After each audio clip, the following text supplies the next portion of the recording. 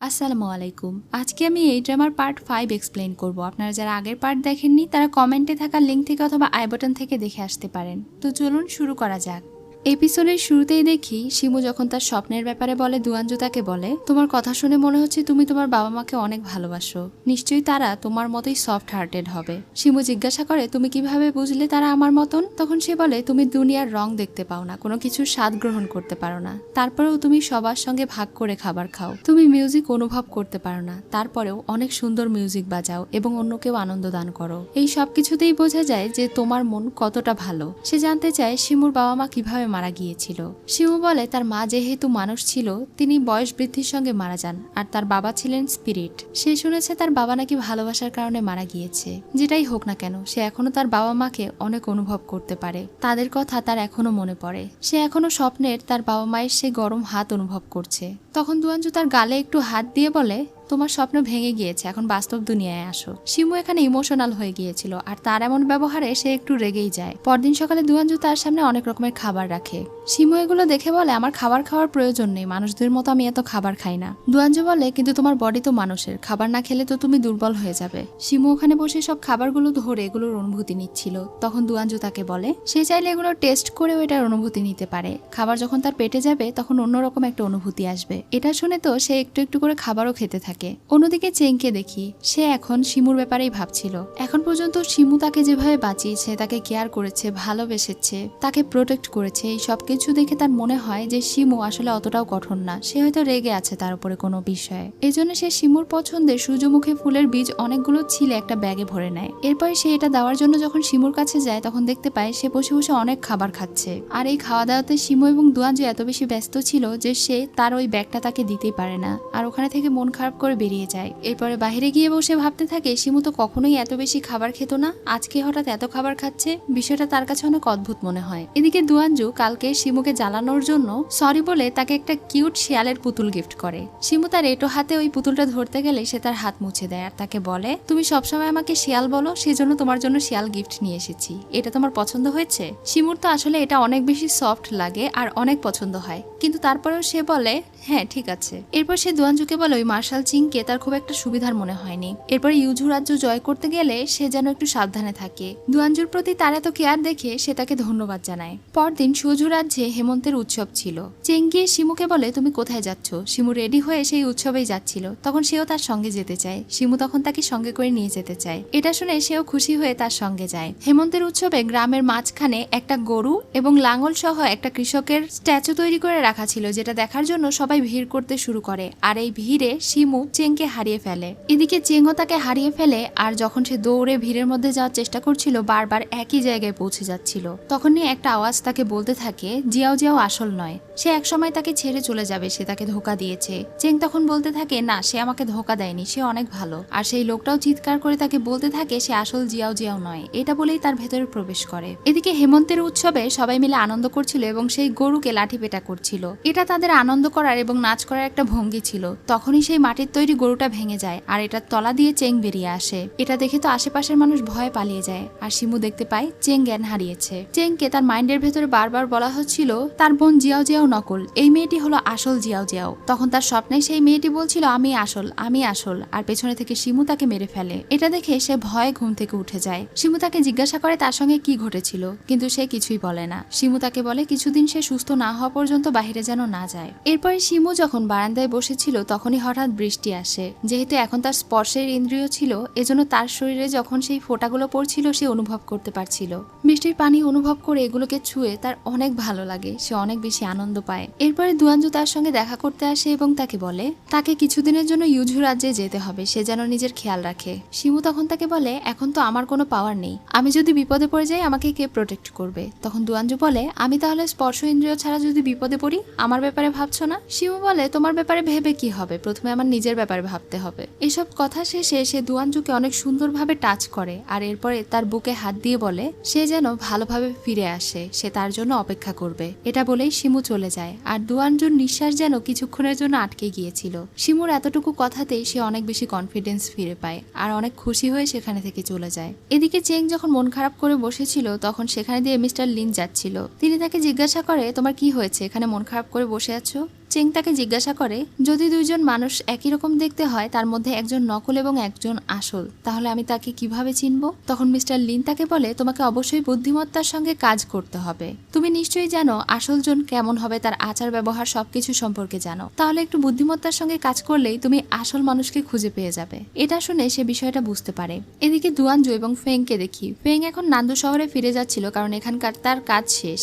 এজন্য সে দুয়ানজুকে বিদায় দেয় আর তাকে বলে ইয়োজু রাজ্যতে যাওয়া খুবই বিপজ্জনক, সে যেন সাবধানে থাকে। দুয়ানজু তাকে বলে, তুমি তো এটারই দোয়া করছো যেন আমি বিপদে পড়ি। ফেং তখন শুধু তাকে বলে নান্দু শহরে দেখা হচ্ছে। এটা বলেই তারা দুইজন দুই পথে চলে যায়। অন্যদিকে শিমুকে মার্শাল চিং এর সামনে আনা হয় এবং একজন কবিরাজ বলছিল সে হচ্ছে একটা ভূতনি। এটা শুনে তো মেং অনেক বেশি রেগে যায় আর এসব কিছু বিশ্বাস করতে চায় না। তখনই সেখানে আসল জিয়াওকে উপস্থিত করা হয়। সে তখন সবার সামনে বলে, আমি হলাম আসল জিয়াও আর এই মেয়েটি হলো নকল। সে আমার বডি নিয়ে নিয়েছে আর আমার পরিচয় এখানে এসেছে। শিমু বলে, সে যে সত্যি বলছে তার কি গ্যারান্টি আছে? এটা শুনে সেই কবিরাজটা তার উপরে একটা পাউডার ছিটিয়ে দেয়, যার কারণে তার আসল রূপ সবার সামনে চলে আসে। সবাই এখন বুঝতে পারে সে আসলেই ভূতনি। তাই তাকে এখন বন্দি করা হবে। যাওয়ার আগে সে ওই মেয়েটির কানে কানে বলে যায়, তোমার কাছে একদিনেরও কম সময় আছে, দ্রুত এখানে থেকে কেটে পড়ো, নয়তো তুমি বিপদে পড়ে যাবে। এটা বলেই সে তাদের সঙ্গে চলে যায় আর ওই আসল মেয়েটি ভয়ে জ্ঞান হারিয়ে ফেলে। এদিকে শিমুকে জেলে ভরে চারিদিকে তাবিজ কবজ ঝুলিয়ে দেওয়া হয়। সেও ভেতরে বসে সকাল হওয়ার অপেক্ষা করতে থাকে, কারণ আগামীকালকে সে আবার তার পাওয়ার ফিরে পাবে। তখনই সেখানে মেং আসে আর তাকে জিজ্ঞাসা করে, তুমি কি আসলেই ভূত? শিমু তাকে বলে, তোমার কি এখনো ডাউট আছে? মেং তখন তাকে বলে, তুমি স্পিরিট হও আর যাই হও, আমি শুধু তোমাকে চেং হিসেবেই চিনি। এটা বলে সে তাকে গেট খুলে দেয় আর সেখানে থেকে পালাতে সাহায্য করে। শিমু তার এমন ব্যবহারে একটু অবাক হয় আর এরপরে সেখানে থেকে বেরিয়ে যায়। যখন সে জঙ্গলের পথ দিয়ে যাচ্ছিল তখনই সেখানে ওই কবিরাজ আর জিয়াও জিয়াও চলে আসে। তাদেরকে দেখে শিমু বলে, তোমরা কি ভেবেছো তোমাদের এমন ঠুনকো চালে তোমরা আমার সঙ্গে পেরে উঠতে পারবে? তখন সেই কবিরাজ বলে, আমরা পারবো না, এটা জানি, সেজন্যই একে নিয়ে এসেছি। এটা বলেই তার সামনে চেংকে উপস্থিত করে আর চেংকে বলতে থাকে, ওই মেয়েটা নকল আর আমি হলাম আসল। তখন চেং শিমুকেই জিজ্ঞাসা করে, তুমি কি আসলেই নকল? শিমু তখন বলে, আমি হলাম স্পিরিট আর ওই বডিটা হচ্ছে আসল। তখন সেই মেয়েটি আরো সুযোগ পেয়ে যায় আর তাকে বলতে থাকে, দেখেছো সে তো বলেছে সে নকল, যাও তাকে মেরে ফেলো আর আমার আসল বডি আমাকে ফিরে পেতে সাহায্য করো। চেং তখন শিমুর কাছে সেই ক্রিস্টালটা দেখে, যেটা সবসময় তার কাছে ঝোলানো থাকে। চেং এখন তার কাছে যায় আর ওই ক্রিস্টালটা নিয়ে নেয়। এখন ওই জিয়াও মেয়েটি বলতে থাকে, ওই ক্রিস্টাল আমাকে দিয়ে দাও আর এই চাকু দিয়ে তাকে এক্ষুনি মেরে ফেলো। সে বারবার তাকে উস্কে দিতে থাকে আর বলতে থাকে, সে তোমার বাবার খুনি, তাকে মেরে ফেলো, সে হলো নকল জিয়াও, আমি হলাম আসল জিয়াও। বারবার এইসব বলতে থাকে আর জোরে জোরে হাসতে থাকে। তখনই চেং সেই ছুরি তার দিকেই ছুড়ে মারে আর সে আহত হয়ে যায়। এরপরে সে ওই ক্রিস্টাল শিমুকে ফিরিয়ে দেয় আর বলতে থাকে, আমি বুঝতে পেরেছি তুমিই আসল আর ওই মেয়েটাই নকল। এটা শুনে সেই মেয়ে অনেক বেশি রেগে যায় আর বলে, তুমি যখন তাকে মারতে পারবে না আমি তাকে মারবো। এটা বলেই সে এখন তাকে আঘাত করে। চেং তখন তাকে প্রোটেক্ট করার চেষ্টা করে। এটা দেখে শিমু সামনে চলে আসে আর তার বুকের ভেতরে সেই সব কিছু ঢুকে যায়। অন্যদিকে দুয়ানজুকে দেখি, তারা যখন ঘোড়ায় করে ইউজু রাজ্যে যাচ্ছিল তখনই ওপরে দিয়ে অনেকগুলো পাখির আনাগোনা দেখে সে বুঝতে পারে নিশ্চয়ই শিমু কোনো বিপদে আছে। এই জন্য সে হানসহ বাকিদেরকে ইউজু রাজ্যে যেতে বলে। সে একদিন পরে যাবে। এটা বলেই সে আবারও ফিরে আসতে থাকে। এদিকে চেং যখন শিমুকে এই অবস্থায় দেখে তখন সে কান্না করতে শুরু করে দেয়। শিমু তাকে কান্না করতে বারণ করে আর বলে, আমি মরবো না, তুমি ভয় পেও না, শুধু ব্যথা পাচ্ছি। চেং তখন অনেক কান্না করে বলে, জেনারেল দুয়ান আমাকে বলেছে যারা সবসময় অন্যদেরকে প্রোটেক্ট করে তারা একা হয়। তুমি চিন্তা করো না, আমি এবং জেনারেল সবসময় তোমাকে প্রোটেক্ট করব, তুমি মারা যেও না, আমি তোমার সঙ্গে বুড়ো হতে চাই। শিমু এখন তার হাতে সেই ক্রিস্টাল ধরিয়ে দেয় আর বলে সে যেন এটা নিয়ে এখানে থেকে পালিয়ে যায়। এই ক্রিস্টাল তার কাছে থাকলে কোনো স্পিরিট তাকে আহত করতে পারবে না। সে এখন চেংকে সেখানে থেকে পালাতে বলে। এখন এই নকল মেয়েটি যেহেতু স্পিরিট ছিল তাই সে চেংকে মারতে পারবে না, এজন্য সে ওই জাদুকর লোকটাকে তার পিছু করতে পাঠায়। এখন শিমু ওই মেয়েটির সামনে গিয়ে তাকে বলে, যা করেছো করেছো, বাঁচতে চাইলে সূর্য ওঠার আগে এখানে থেকে পালিয়ে যাও, নয়তো তোমার হাল কি হবে তুমি নিজেও বুঝতে পারছো না চাং। এটা শুনেই এখন চাং তার আসল রূপে চলে আসে আর সেই মেয়েটির দেহ ত্যাগ করে। সে যেহেতু চাংকে চিনেই ফেলেছে তাই চাংও তাকে বলতে শুরু করে কিভাবে সে এই সব কিছু জানতে পারলো। সে যখন বুঝতে পেরেছিল শিমুর বডি অন্য একটা মেয়ের এবং তার সঙ্গে আসল মেয়েটির দেখা হয়েছিল তখন সে ওই মেয়েটিকে পজেস করে ফেলে আর তার বডি ব্যবহার করে এই সব ষড়যন্ত্র করে। এসব কিছু জানার পরে সে এখন তাকে বলে, তোমার প্রেমিকাকে তুমি নিজের স্বার্থে এবং নিজের হাতে মেরে ফেলেছো আর সেটার প্রতিশোধ আমার কাছে নিতে এসেছো। তখন চাং রেগে বলে, এই সবকিছু তোমার কারণেই হয়েছে। সে এখন তাকে আবারও আঘাত করে। শিমুর প্রচন্ড আঘাত লাগে। এরপরেও সে হাসতে হাসতে তাকে বলতে থাকে, তুমি তুমি এত বছর ধরে স্পিরিট হিসেবে বেঁচে থেকে শুধুমাত্র এইটুকুই পারছো? তখন চাং আরো বেশি রেগে যায় আর সে বলে যে মানুষদেরকে তুমি এত ভালোবাসো তাদের দ্বারাই তোমাকে আঘাত করাবো। সে এখন এমন একটা জাদু করে যার ফলে সেখানে থাকা আশেপাশে সব মানুষ সেখানে আসে এবং তাকে একে একে লাঠি, সোটা, চাকু সবকিছু দিয়ে আঘাত করতে শুরু করে। এদিকে সেই জাদুকর লোকটা চেংয়ের কাছে যায় এবং তাকে বলে সেই ক্রিস্টাল দিয়ে দিতে, কিন্তু সে নিজের প্রাণের বিনিময়ে হলেও সেটা দেবে না। যখন সেই লোকটা তাকে মারবে ঠিক সেই সময় সেখানে দুয়ানজু চলে আসে আর তাকে প্রোটেক্ট করে। এরপর সেই পাগল মার্কা কবিরাজকে অজ্ঞান করে দেয় আর চাংয়ের কাছে থেকে জানতে পারে শিমু অনেক বিপদে আছে। এটা শুনে সে চেংকে ক্যাপ্টেনের কাছে দিয়ে আবারও ঘোড়া নিয়ে ছুটে যেতে থাকে। যেতে যেতে সে রাস্তায় অনুভব করে তার স্পর্শ ইন্দ্রিয় আবারও ফিরে এসেছে। অন্যদিকে শিমুকে সেই পাপেট লোকগুলো কুপিয়ে কুপিয়ে ক্ষতবিক্ষত করে দিচ্ছিল। তখনই সূর্যের আলো বের হওয়ার সঙ্গে সঙ্গে তার কাছে তার পাওয়ার ফিরে আসে আর সে ওই সব পাপেটদেরকে ধ্বংস করে দেয়। এরপর সে চাংকে বলে, তুমি কি মনে করেছো এই পাপেটদেরকে দিয়ে তুমি আমাকে মারতে পারবে? চাং তখন বলে, আজ না হয় কাল তোমাকে মারার বুদ্ধি আমি ঠিকই বের করব। চাং তাকে ওই মেয়েকে মারার থ্রেট দেয়। তখন সে বলে, ওই মেয়েকে মেরে কোনো লাভ নেই, এখন তুমি নিজেকে কিভাবে বাঁচাবে সেটা ভাবো, আর তুমি এই পাপেট স্পেল কোথায় থেকে শিখেছো? তখন চাং তাকে বলে, তুমি এটা কখনোই জানতে পারবে না। এটা বলেই সে ওখানে থেকে পালিয়ে যায়। ততক্ষণে দুয়ানজু সেই জঙ্গলে চলে এসেছিল। সে যখন শিমুকে খুঁজে পায় তখন দেখতে পায় শিমুর অবস্থা খুবই খারাপ, তার পুরো শরীর ক্ষতবিক্ষত হয়ে আছে। শিমু এখন তার দিকে তাকিয়ে বলে, তাহলে তুমি যখন যুদ্ধতে অনেক আহত হও তখন এই পরিমাণের ব্যথা অনুভব করো? তার এই কথা শুনে দুয়ানজু তাকে জড়িয়ে ধরে, তার চোখে পানি চলে আসে আর সে তাকে সরি বলে। সে বলে, আমি কখনোই চাইনি তুমি এতটা ব্যথা অনুভব করো। শিমু এখন তাকে জড়িয়ে ধরে সান্ত্বনা দিচ্ছিল আর বলছিল সে যেন এতটা অস্থির না হয়, তার এখন আর ব্যথা লাগছে না। তারা দুজন এভাবে বেশ কিছুক্ষণ একে অন্যকে জড়িয়ে ধরে থাকে। এরপরে তাকে প্রাসাদে নিয়ে যাওয়া হয়, তার চিকিৎসা করানো হয়। মেং দুয়ানকে জানায় সে যেহেতু স্পিরিট তাই তার ক্ষতগুলো খুবই দ্রুত রিকভারি হচ্ছে। সে এখন নিজে গিয়ে তাকে চেক করে আর তার হাতে এতগুলো ক্ষত দেখে অনেক ইমোশনাল হয়ে যায়। শিমু তাকে বলে, এখন তো আমার একটু ব্যথা লাগছে না, আর আমি হলাম ভূতের রানী, আমি অমর, আমি মরবো না, চিন্তা করো না। দুয়ানজু তাকে জিজ্ঞাসা করে তার সঙ্গে আসলে কি ঘটেছিল। তখন সে তাকে সবকিছু খুলে বলে। এরপর শিমু তাকে বলে, আচ্ছা তুমি তাকে বলে দাওনি তো যে আমি আমার সব পাওয়ার হারিয়ে ফেলেছি? এটা শুনে দুয়ান অনেক সিরিয়াস হয়ে যায় আর তাকে ধরে বলতে থাকে, আমি সবকিছুর কসম কেটে বলছি, প্রয়োজনে আমি নিজে মরে যাব, তবুও তোমাকে কাউকে হার্ট করতে দিব না। তাকে এত ইমোশনাল হতে দেখে শিমু হাসছিল। এদিকে বাহিরে মেংকে মিস্টার ওয়ান এবং ক্যাপ্টেন জিজ্ঞাসা করে, মিস জিয়াও কি আসলে একটা ভূত? মেং তখন রেগে বলে, সে ভূত হোক আর যাই হোক সে অনেক ভালো একজন মানুষ। তখন মিস্টার ওয়ানও বলে, হ্যাঁ ঠিকই বলেছো, সে আসলে অনেক ভালো একটা স্পিরিট, সে আমাদেরকে অনেক সহযোগিতা করেছে। এদিকে শিমু তার কথায় হাসার কারণে দুয়ানজু একটু রাগ করে। তখন সে বলে, প্রথম আমি তোমাকে দেখলাম আমার উপরে রাগ করতে, আজ পর্যন্ত কখনো তো রাগ করোনি। দুয়ানজু এখন তাকে বলে, প্রথমে সে শিমুকে দেখে অনেক ইন্টারেস্টিং মনে করেছিল, কিন্তু যখন থেকে সে তার সঙ্গে ভালোভাবে মিশতে শুরু করেছে এবং একে অন্যের পঞ্চ ইন্দ্রিয় শেয়ার করা শুরু করেছে তখন সে সবকিছু ভালোভাবে ফিল করতে শুরু করেছে। এখন সে শিমুকে তার জীবন থেকে হারাতে ভয় পায়। শিমু তখন তাকে বলে, আমার মনে ভালোবাসার কোনো জায়গা নেই, তাই তুমিও এটা মাথায় ঢুকিয়ে নাও, আর এই দেখো আমার ক্ষতগুলো সব সেরে গিয়েছে। এসব কথা শেষে দুয়ানজু বাহিরে এসে পাম গাছের দিকে তাকিয়ে বলছিল, যেহেতু এখন শিমু তার জীবনে চলেই এসেছে তাই সে এখন তাকে হারাতে ভয় পায়। এদিকে স্পিরিট ল্যান্ডে দেখানো হয় মাস্টার গুয়ান হুয়াই ইয়ানকের সঙ্গে দেখা করে তাকে বলতে থাকে তাদের স্পিরিট মাস্টার শিমুকে চাং পৃথিবীতে অনেক বেশি আহত করেছে। এটা শুনে প্রথমে ইয়ানকের বিশ্বাসই হচ্ছিল না, কারণ শিমু তো অনেক বেশি পাওয়ারফুল। তখন তিনি বলেন, আমি নিজেও বিশ্বাস করতে পারছি না এটা কিভাবে হলো, কিন্তু সে এবার শিমুকে একদম পা থেকে মাথা পর্যন্ত আহত করে ফেলেছে।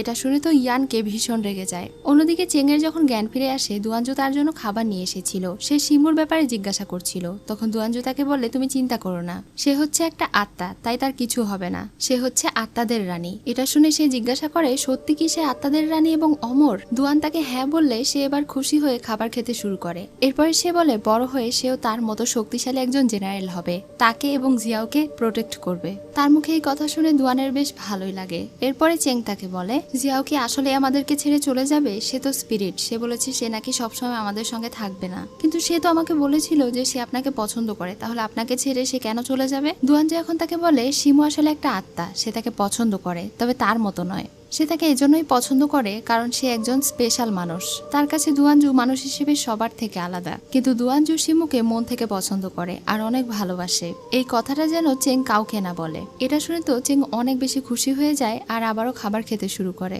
এদিকে শিমু যখন রেস্ট নিচ্ছিল তখন ফেঙি প্রকট হয়। তখন সে ফেঙিকে বলে তার অনেক ভালো লাগছে, কারণ সে পঞ্চ ইন্দ্রিয়ের মধ্যে একটা ইন্দ্রিয় এক্সচেঞ্জ করে অনুভব করেছে, সবকিছু টাচ করার অনুভূতি সে ফিল করেছে, আর এটা করার ফলে সে নিজের সমস্ত পাওয়ারও হারিয়ে হারিয়ে ফেলেছিল। এর মাঝে সে বিপদে পড়েছিল এটা শুনে ফেংই তার জন্য কেয়ার করে। আসলে তারা দুইজন একদম ভাই বোনের মতো ছিল, তাই জন্য শিমুর খুশিতে সেও খুশি হয় আর সেখানে থেকে চলে যায়। অন্যদিকে ইয়ানকে এখন পৃথিবীতে গিয়ে চাংকে ধরে ফেলে আর তাকে মারতে শুরু করে। চাং যে শিমুকে এত বেশি মেরেছে এটা শুনে তো সে অনেক বেশি রেগে যায়, তাকে প্রচন্ড আঘাত করতে থাকে। কিন্তু চাং তাকে বলতে থাকে এবার শিমুকে সে যে পরিমাণের আঘাত দিয়েছে তার প্রেমিকাকে মারার প্রতিশোধ তার উঠে গিয়েছে। এটা দেখে তার প্রাণ শান্তি হয়ে গিয়েছে। তখন সে আরো রেগে তার গলা চেপে ধরে। চাং এখন তাকে আরো রাগাতে শুরু করে আর বলতে শুরু করে শিমু আসলে তাকে নিজের চাকরের মতো ব্যবহার করে, তা না হলে ইয়ানকে তাকে এত বেশি পছন্দ করে। কিন্তু শিমু এখন পর্যন্ত একের পর এক ছেলেকে চুজ করেছে কিন্তু কখনোই তাকে বেছে নেয়নি। এটা শুনে কেন যেন তার রাগ নিমিষেই শেষ হয়ে যায়। এরপরের সিনে ইয়ানকে শিমুর সঙ্গে গিয়ে দেখা করে। সে তাকে জানায় ওই চাংকে ধরে সে জেলে ভরে দিয়েছে আর শিমুর বিচারের অপেক্ষা করছে। এটা শুনে সে খুশি হয়ে বলে আমি জানতাম তুমি এটাই করবে। তখন ইয়ানকে তাকে জিজ্ঞাসা করে তার সঙ্গে আসলে কি ঘটেছিল, সে কেন নিজের পাওয়ার হঠাৎ হারিয়ে ফেলেছিল এবং এভাবে আহত হয়েছে। এটা শুনে হঠাৎ করে শিমু রেগে যায় আর তাকে বলে এখন কি তোমাকে আমার কৈফিয়ত দিতে হবে। তখন ইয়ানকে বলে আমি 100 বছর ধরে তোমার জন্য কাজ করছি, তুমি কি আমাকে এটুকু ভরসা করতে পারো না, নাকি তুমি ওই ছেলেটাকে পছন্দ করতে শুরু করেছো। তখন শিমু আরো কড়া গলায় বলে তুমি খুব ভালো করেই জানো যে আমি হলাম আত্মাদের রানী, আমার কাউকে কৈফিয়ত দেওয়ার প্রয়োজন নেই, তুমি এখন ফিরে যাও। এটা শুনে ইয়ানকে আর বেশি কিছু বলে না এবং সেখানে থেকে চলে যায়। পরদিন সকালে সে ওই মেয়েটাকে ভালোভাবে বিদায় দেয় যার বডি সে ইউজ করেছিল। তখন সেখানে দুয়ানজু এসে তাকে জিজ্ঞাসা করে ওই মেয়েটি কোথায় গেল। শিমু জানায় সে ওই মেয়েটিকে তার বাড়িতে পাঠিয়ে দিয়েছে। এটা শুনে দুয়ানজু বলে আমিও আসলে দেখতে চাই তোমার বাড়ি কেমন। শিমু তখন ঠাট্টা করে বলে সেটা দেখতে হলে সবগুলো মৃত গাছকে জীবিত করতে হবে, তাহলেই তোমার ইচ্ছে পূরণ হবে। এটা শুনে সে আর কিছুই বলতে পারে না। এখানেই আজকের এপিসোড শেষ হয়ে যায়। সো ভিউয়ার্স, আজকের এই এপিসোড তোমাদের কেমন লেগেছে অবশ্যই জানিও। নেক্সট এপিসোড দ্রুত নিয়ে আসার চেষ্টা করব। সেই পর্যন্ত সবাই ভালো থেকো।